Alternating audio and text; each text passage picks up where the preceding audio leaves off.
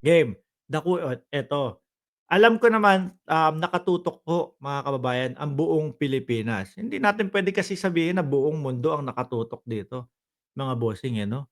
Kasi yung iba naman hindi naman kilala ang dating Pangulong Duterte. Pilipinas 100% nakatutok 'no, mga kababayan. Ngayon mga bossing, may napansin lang talaga ako dito sa dalawang mukha ng dating Pangulong Duterte. Nandoon yung nakikita ko, pagpasensyahan niyo na, huwag kayong magalit sa'kin.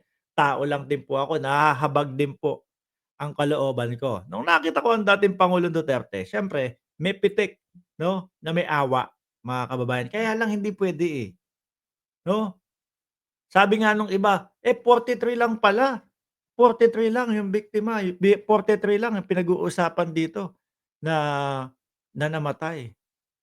One is too many, 'di ho ba, mga kababayan? Galing po 'yan kay Bato de la Rosa, mga bossing. One is too many. Bakit ho, mga bossing? 'No, sa mundong ibabaw, wala na pong ibang napakahalaga kung di ang bawat buhay nating indibidwal.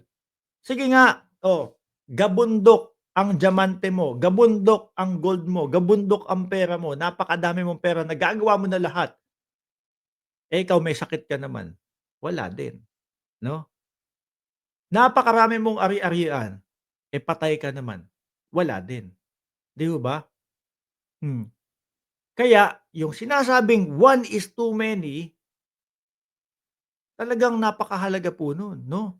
Hindi mo puwedeng sabihin na 43 lang yung ano, eh, 'no, tapos sinabi nila, crime against humanity. Madami yun, madami po yun, mga kababayan. Hindi po parang ano lang yun na, "Ay konti lang pala, eh, bakit pa umabot sa gano'n?" Hmm?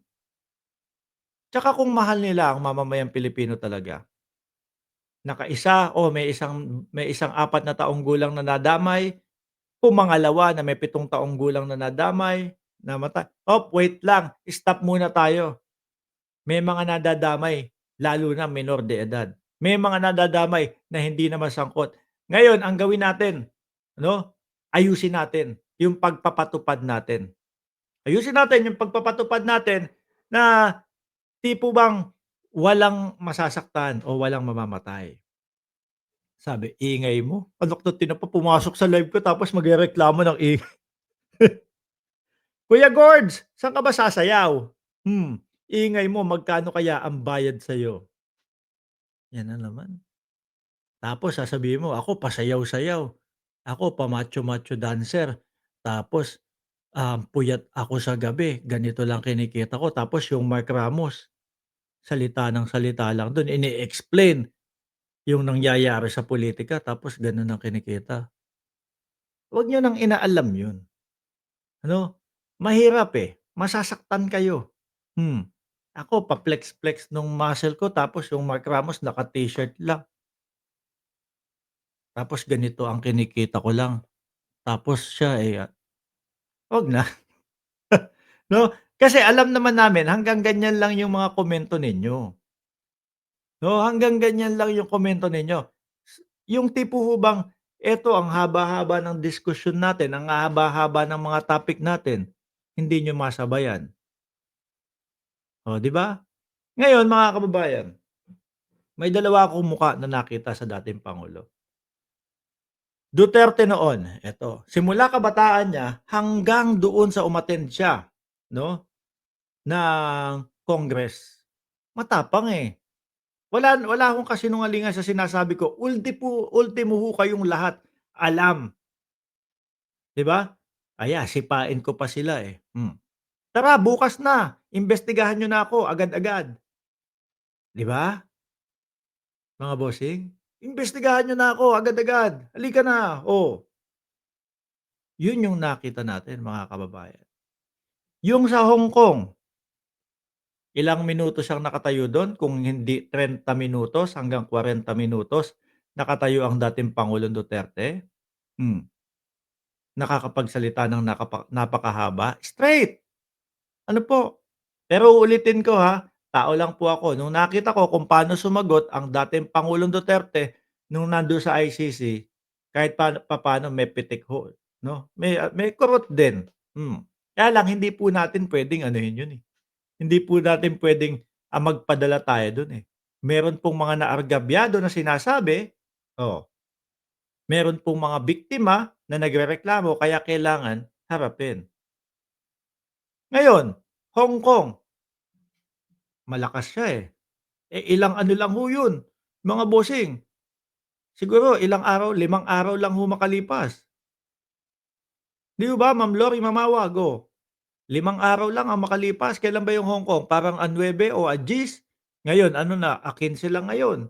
Oh, 4 na araw. Pero parang hindi na makapagsalita ang ating dating pangulo. Duterte sa ICC ngayon, which is ayan nga po, 'di ba? Ngayon, mga kababayan, hindi po kasi alam niyo kapagka nasa ibang bansa, mga boss chief, amo, sir, ang layo po ng pinagkaiba sa Pilipinas. Sa Pilipinas, nandiyan yung awa, nandiyan yung lahat nandiyan, 'no? Yung ganyan ni dating Pangulong Duterte, stop na yung hearing, parang hindi kaya ng dating pangulo. 'Pag sa ibang bansa, mga bossing, kagaya ng ginawa sa dating pangulo, check natin si Duterte, i-check natin kung kaya niya, tanungin natin kung kaya niya. Hmm, kaya naman daw po, sabi. Pero nung nandun na, iba na po ang galawan, mga kababayan. Hindi po kakagatin yung gano'n sa ibang bansa, 'no? Hindi po kakagatin sa ibang bansa. Kung nasa Pilipinas po, mga bossing, tapos na po 'yan, "Oy, stop na natin." Nahihirapan siyang sumagot. Pero sa ibang bansa ho, mga kababayan, pantay po 'yan, patas po. Nakita niyo kung paano, ginanap, kung paano dineliver yung unang hearing, oh, 'di ba? Kumpleto lahat. Oh, ano po ang pangalan ninyo? Malumanay lahat, kalmado lahat, 'di ba? Ang hindi ko lang nakita o narinig, mga bossing, eh, kung paano ang dating Pangulong Duterte magsalita kapagka sa Kongreso ng Pilipinas, sa Senado ng Pilipinas. Magkaibang-magkaiba po. Dahil dito, eh, yung tipo bang parang ano na, parang hindi na kayang magsalita o kahit salita pa lang, 'no, kahit pandinig pa lang, parang wala na. Kasi ang mangyayari ho diyan, mga kababayan o mga DDS, dating pangulo, ang mangyayari diyan tatagal lang ho 'yan, 'no? Tatagal lang po 'yan. Dahil kapagka yung ganyan, kasi alam naman nila, tinatanong naman nila 'yan, eh, "Kaya mo ba?" O ganito, ganyan. "Iche-check ka namin kung kaya mo." 'Di ba? Malalaman po nila 'yan sa pagche-check nung medical ng pangulo, et cetera, o lahat 'yan. Mangyayari, okey sige, kung hanggang dito lang ang kaya mo. Nakita niyo ho kung ilang buwan ang pagitan bago magkaroon ulit ng hearing, 6 na buwan. So, lalo lang hong tatagal, mga kababayan. Ang dapat ho, 'no, kung talagang gusto nila na makalabas agad ang dating pangulo, dapat niya, naku, madaliin natin lahat, sumagot tayo ng sumagot, 'no, kung ano yung kailangan nila. Kasi sa ibang bansa po, lalo na po diyaan, mga kababayan, wala pong lalakpasan diyan. 'Pag hindi mo kayang sagutin 'to ngayon, sa susunod, "O sige, stop muna tayo. Susunod, eto pa din ang itatanong namin." Kung hindi mo kayang makinig ngayon o ganito, kung hindi mo kayang, um, ipaliwanag ngayon, sige sa susunod. Pero from that pa din tayo. Kung saan tayo huminto dati, doon. Kaya lang, mga bossing, ang masaklap, 6 na buwan ang pagitan. Kaya ako talagang naniwala ako dun sa sinabi ni Attorney Cristina Conti na tatagal minimum, 'no, 8 taon. 6 na buwan, 6 na buwan, eh. Oh, 'di ho ba? Kung ang gagawin nila, baka po puwede, isang hearing po, kung yung 2 hearing kung kakayanin namin, pagsamahin po. Tutal kaya ng dating Pangulong Duterte tumagal. Ano ba yung sabi niya doon sa Congress, kahit 8 oras tayo dito, kaya, 'di ba? Sama-sama na, 'no? Ako ho, mga bossing, oh. Siyempre kung talagang acquitted siya, acquitted, okey fine. Oh, uwi na agad, mahinto. Pero yung diskarte ho nila, mga kababayan, yung ganito, kung sino man ang nagtuturo kay dating Pangulong Duterte, but for sure may nagko-coach diyan, 'no? Lalo niyo lang pinapahirapan yung dating pangulo. Imbes na mapabilis, tapos uwi, kung acquitted, eh, hindi, humahaba lang yung nakalagak siya doon sa ICC, 'di ho ba?